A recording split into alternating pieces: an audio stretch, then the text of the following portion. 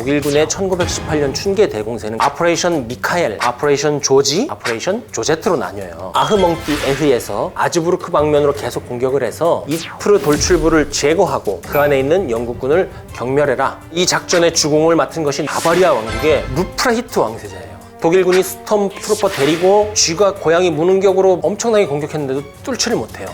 지금까지 여러분한테 말씀 안 드린 게 있어요. 리스 전투를 또 뭐라고 부르냐면 제4차 이프르 전투라고도 부릅니다. 그러니까 우리가 지금 3번에 걸쳐서 다루었던 이프르 전투의 연장선상에 이 리스 전투가 있는 거예요.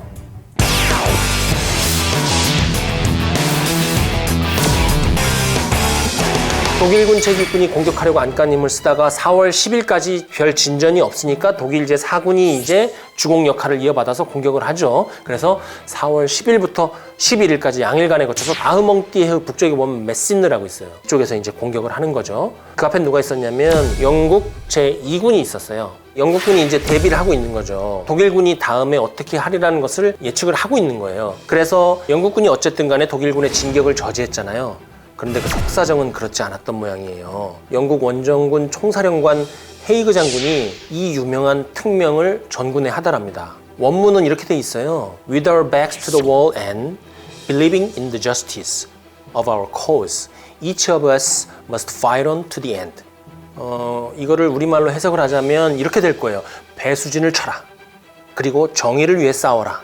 우리는 모두 끝까지 싸워야 한다. 이거 어떻게 보면 죽음을 불사하자는 얘기예요. 독일군의 공격이 연달아 막히고 영국군이 방어를 성공적으로 해내고 있는데 어떻게 보면 절망적인 얘기를 하고 있잖아요. 속사정이 다르다는 거죠. 왜 그러냐면 이때 헤이그 장군이 프랑스에 증원 요청을 합니다. 근데 즉각 분대를 안 보내줘요. 누가 안 보내주냐면 포슈 장군이 안 보내줘요. 실은 나중에 나오지만 영국군 사령부는 독일군을 막을 수 없을 것으로 판단을 이미 했어요. 그래서 영국군 일부 부대가 독일군을 견제를 하고 나머지 부대는 자발적으로 철수를 하고 있었어요. 근데 독일군은 이걸 몰랐죠. 워낙 혼전이고 독일군도 이틀 공격했는데 3km 전진하고 막히니까 다른 곳을 공격할 생각하지 여기를 또 공격할 생각은 못한 겁니다. 모르죠. 독일군이 그냥 미친 듯이 한 곳만 계속 팠더라면 원빈이 했던 것처럼 갖다 대고 계속 쐈더라면 정면이 뻥 하고 뚫렸을지도 몰라요. 어쨌든 영국군은 여기서 독일군을 막아냈습니다. 독일 제4군의 공격을 막았어요. 그러면 독일군이 이 다음엔 어떻게 할까요? 이번에 또 독일 제6군이 아흐멍띠에서 아즈부르라는 곳으로 있어요. 서쪽으로 더 가면. 서쪽으로 깊숙이 공격을 합니다.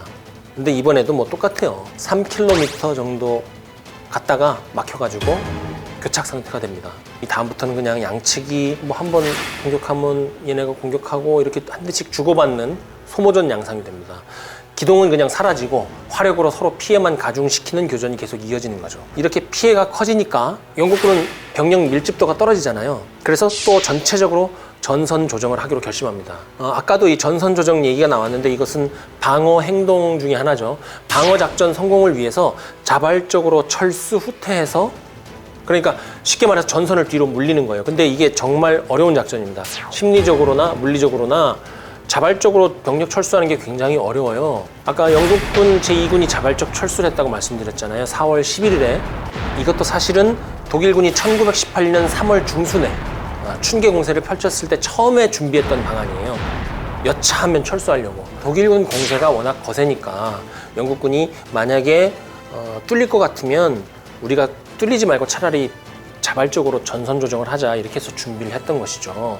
그래서 그렇게 준비해 놨던 것을 이제 실행을 합니다. 헤이그 장군이 이거 뚫리겠다 싶어서 전선 조정해가지고 우리 그 이프르 돌출부 내주고 전선을 정비하자, 이렇게 얘기하는 거예요. 이게 쉽냐? 쉽지 않아요. 영국군이 그 앞에 가지고 있는 모든 정신적, 물질적 자산을 다 갈아 넣어서 여기 파스샹달 라인을 차지한 거잖아요. 이거 굉장히 상징적인 곳이라고요. 이 라인으로부터 후퇴하는 게 참 어려운 일이죠. 그러나 그렇게 안 하면 돌파가 되니까 1단계 후퇴는 5km 정도 이프르를 좌우로 연하는 선으로, 2단계 후퇴는 또 5km 정도 빼가지고 벨기에의 휴벨란트라는 데가 있어요. 거기가 지금 이제 벨기에하고 프랑스 국경이거든요. 휴벨란트를 좌우로 연하는 선으로 후퇴를 해요. 이것을 4월 16일까지 단계적으로 진행하죠. 영국군이 이렇게 보면 공격도 잘하는데 철수 이런 거 잘하는 것 같아요. 덴케르크 철수, 굉장히 뒤로 물러나는 거, 그것도 잘하는 것 같아요. 우리가 직장 생활할 때도 보면 나가고 물러날 때를 잘 알아야 된다고 그러잖아요. 근데 나갈 때를 잘 아는 사람이 물러날 때도 잘 알아요. 영국군은 낄끼빠빠를 잘 아는 거죠. 자, 그러면 이제 이렇게 해서 끝나느냐? 그게 아니에요. 이 취약한 시기를 놓치지 않고 독일군은 공격을 계속하죠. 근데 독일군이 영국군이 전선 조정을 통해서 파스 장단 라인으로부터 후퇴할 때 이 공격 기회를 못 잡아요. 이유는 크게 세 가지 정도로 꼽아볼 수 있을 것 같아요. 첫 번째는 전장의 불확실성 때문이다. 영국군이 뭘 하고 있는지 알 수가 없잖아요. 그러니까 섣불리 공격을 못 하는 거예요. 두 번째는 영국군의 강력한 포병 화력 지원. 축차적으로 철수할 때 포병을 축차적으로 진지 변환하면서 연속적으로 포격을 가했다고 그래요. 세 번째는 전선 조정하면 방어하는 측만 조정해요.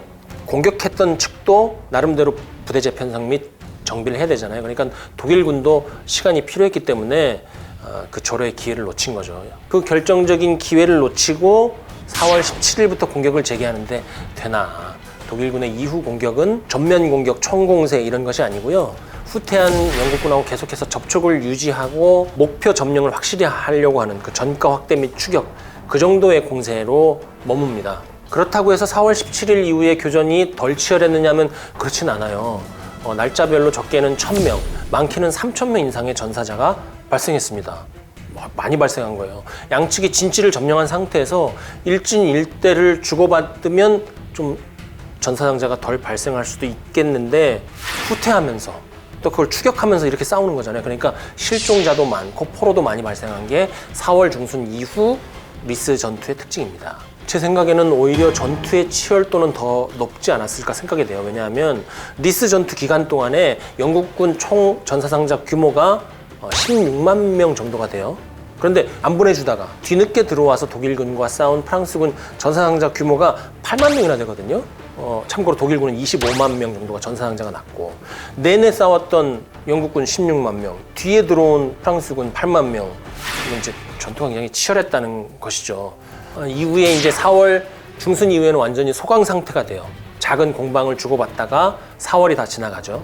독일군이 그리고 나서 이대로 끝낼 수는 없는지 4월 29일에 마지막으로 일대 주요 고지에 대한 공격을 실시합니다. 그 막판에 그 고지 딱 잡아놓으려고.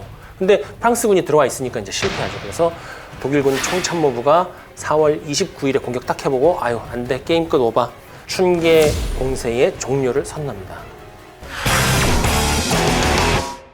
저는 이 부분이 참 흥미로워요. 같은 이프르라는 장소에서 같은 부대가 계속해서 지금 싸우고 있지만 그때마다 전투의 상황과 전개는 달라요. 하지만 결과는 오늘도 마찬가지로 똑같죠. 3 내지 7km 전진하고 양측의 피해만 커진 채로 전투가 끝났다. 그래서 제가 이걸 입고 온 거예요. 또 군고구마, 여전히. 겨우겨우 갔는데 또 다시 제자리로. 다시 보면 다시 그 자리. 그 노래 아세요? 다시 보면 다시 그 자리. 고구마 전개. 다시 고구마로 돌아옵니다.